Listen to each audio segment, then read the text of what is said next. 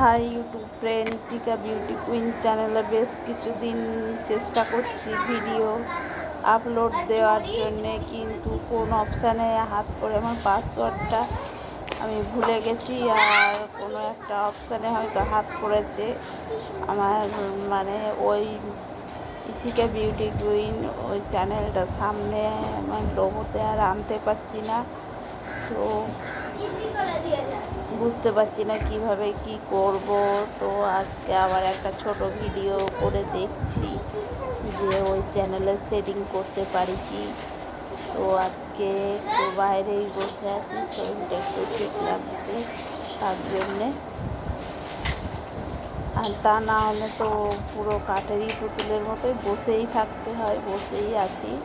তো যখন